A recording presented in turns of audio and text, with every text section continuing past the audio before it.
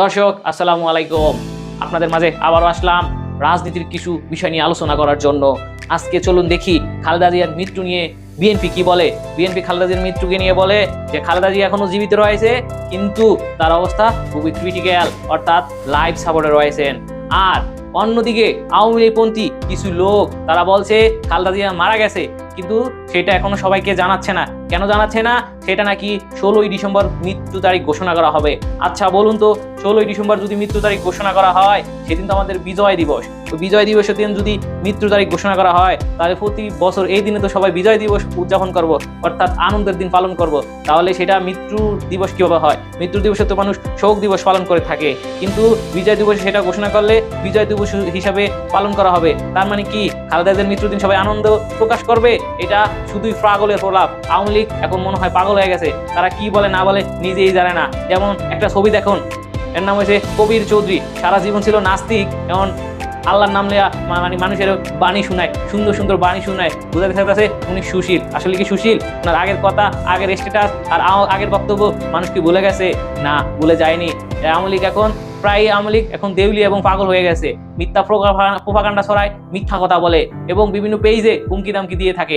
আজকে আরেকটি পেজে দেখলাম বাটারাতে তার বাড়িঘর কে নাকি ভাঙচুর করছে এবং কি বিশ্রী ভাষায় গালি দেয়, হুমকি দেয়। আচ্ছা বলুন তো, হুমকি বা দামকি বা গুন্ডামি করে কি আর ক্ষমতা আসা যাবে? এখন কি আর সেই যুগ আছে আর সেই রাজনীতি আছে?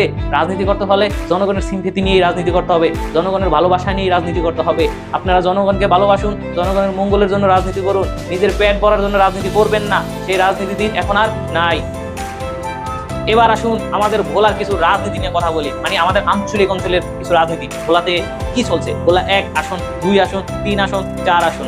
ভোলা 1 আসন নিয়ে এটা নিয়ে একটু ঝামেলা আছে। তাহলে চলুন আগে পিছন থেকে আসি, ভোলা 4 আসনের কথা বলি। ভোলা 4 আসনে নমিনেশন বিএনপি থেকে পেয়েছে নয়ন ভাই। যদিও ওনার নমিনেশন চেঞ্জ হতে পারে, যেহেতু আমাদের এই আগের যে নাজিমুদ্দিন আলম কাকা উনি আছে, উনিও পেতে পারে, কারণ উনি অনেক ত্যাগী নেতা। 3 এবং 4 দুজন ফিক্স।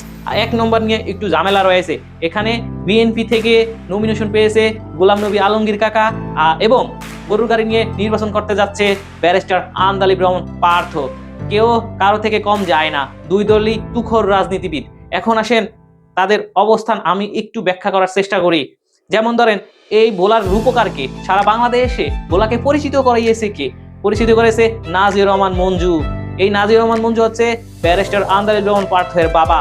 এই নাজির রহমান মঞ্জু একবার এক মন্ত্রীকে বলেছিলেন যে আমি যদি দ্বিতীয়বার মন্ত্রী হতে পারি, ভোলাকে বাংলাদেশের দ্বিতীয় রাজধানী বানিয়ে ছাড়বো ইনশাআল্লাহ। কিন্তু তার আগে উনি এই পৃথিবী ছেড়ে চলে গেছেন। এখন সেই ওনারই সুযোগ্য সন্তান ব্যারিস্টার আন্দালিব রহমান পার্থ, উনি সেই স্বপ্ন নিয়েই এগিয়ে যাবে, আমাদের এটাই আশা। কিন্তু এখানে আসেন বিএনপি নিয়ে কিছু কথা বলি। বিএনপির যে আসিফ আলতাফ ভাই, উনি খুবই ভালো মানুষ এবং গোলাম নবী আলমগীর উনিও খুবই ভালো মানুষ, কিন্তু উনি এতটাই ভালো মানুষ মানে কাউকে বেশি কিছু একটা বলতেও পারে না। কেউ অন্যায় করলো সেটা উনি ওইভাবে কন্ট্রোলও করতে পারে না, কেননা ওনারা আসলে একদমই ভদ্র মানুষ। ওনারা অত উচ্ছৃঙ্খল মানুষ না, আর মানুষের সাথে চিল্লাচিল্লি বকাবকি ফালতু বক্তব্য দেওয়া ওনারা আসলে পছন্দ করেন না। তাই এই জন্য বলার কিছু লোক, সবাই না, সব বিএনপি লোক যে খারাপ তা না, যারা নামদারি অর্থাৎ বিএনপির নাম বিক্রি করে বিভিন্ন অকর্ম করে বেড়ায়, এরা হচ্ছে হাইব্রিড, এরা ত্যাগী নেতা নয়। এদের দেখবেন আপনারা ওই 2, 3, 4, 5 বছর ধরেই এদেরকে আপনি দেখবেন, এর আগে আপনারা দেখবেন না। ওরা করে কি? বিভিন্ন বিএনপির নাম বিক্রি করে বিভিন্ন জায়গায় একজনের জমি আরেকজনের মাইবা দেয়, একজনের তো টাকা খায় জমি আরেকজনের মাইবা দেয়, আরেকজনের জমি জোর দখল করে আরেকজনের দেয়, টাকা দিলে এই কাজই করে। এবং ইউনিয়ন পরিষদ থেকে শুরু করে বিভিন্ন জায়গার যেই চাল দেয় আল্লাহর রাস্তায়, সেগুলো খাওয়ার জন্য যায় উৎপাইতা বসে থাকে। এটা কিন্তু সবাই না, অল্প কয়েকজন মানুষ। এরা কি করতে এরা করে কেন? যাতে বিএনপি আওয়ামী লীগের মতো বিতর্কিত হয়। আসলে ওরা বিএনপিকে ভালোবাসে না। বিএনপির বদনাম হইলো কি সুনাম হইলো বা বিএনপির কি হইলো না হইলো এটা ওদের দেখার বিষয় না, আগে ওদের পেট ভরা নিয়ে ওরা ব্যস্ত। এখন এদেরকে তো আলমগীর কাকা আর আসিফ আলতাফ ভাই কন্ট্রোল করতে পারবে না, কারণ এরা হচ্ছে অত্যন্ত বেপরোয়া। কন্ট্রোল করলেই এরা নিয়ন্ত্রণের বাইরে চলে যাবে। এবং এবার আসেন ব্যারিস্টার আন্দালিব রহমান পার্থ, ওনার দলটা আপনি ভোলাতে একজন দুর্নীতিবাজ খুঁজে পাইবেন যে ওনার দলের হয়ে দুর্নীতি করছে? পাইবেন না। কেননা পার্থ তিনি অত্যন্ত কঠোরভাবে ওনার দলকে কন্ট্রোল করতে পারে এবং যাকে ইচ্ছা উনি সেভাবেই কন্ট্রোল করতে পারে। ওনার দলের প্রত্যেকটা নেতাকর্মী ওনার কথা শুনতে বাধ্য, ওনার উপর দিয়ে কথা বলার সাহস ওনার কোনো নেতাকর্মী নাই। আর ওনাকে সারা বাংলাদেশ চিনে। ধরুন বাংলাদেশের যে কোনো প্রান্তে গিয়ে যদি আমরা বলি যে আমাদের বাড়ি আন্দালিব রহমান পার্থর এলাকা, সবাই চিনবে। কিন্তু আপনি যদি কোথাও যায় বলে যে আমাদের বাড়ি গোলাম নবী আলমগীর এলাকা, আপনাকে কেউ চিনবে না, কারণ গোলাম নবী আলমগীর কাকাকে সারা বাংলাদেশ চিনে না, পার্থকে সারা বাংলাদেশ চিনে। এবং আসেন এই বেশ কিছুদিন ধরে কিছু আন্দোলন দেখতে আসি যে তারা আন্দোলন করতেছে কি নিয়ে, ভোলা বরিশাল সেতু নিয়ে। আচ্ছা, ভোলা বরিশাল যে সেতুটা হবে এটা তো অনেক বিগ বাজেটের সেতু। এই সেতুটা এত সহজে কিভাবে হবে বলেন? আপনারা গেলেন, অনেক মানুষ নিয়ে আন্দোলন করলেন, একদম সেতু পায়ে গেলেন। আসলে আপনারা কোন হিসাবে আন্দোলনে নামলেন? এইসব জিনিস কি আন্দোলন করে হয় বলুন তো? আসলে না, আন্দোলন করে এসব জিনিস হয় না। এগুলা বাজেটের বিষয় এবং অস্থায়ী সরকার এগুলা করতে পারে না। এই দুই একদিনের সরকার এগুলা করতে পারে না। এগুলা করতে হলে স্থায়ী সরকারের প্রয়োজন হয়। আর এইটা করতে হলে কোনো নির্বাচিত সরকার আসতে হবে। আর যদি আপনি ভোলা বরিশাল সেতু করতে হয় তাহলে আপনাকে সেটা রাজনৈতিকভাবে দিতে হবে এবং সেই রাজনৈতিকভাবে এই সেতুটা নেওয়ার এই ক্ষমতা কি গোলাম নবী আলমগীরের আছে? নাই, একদমই নাই।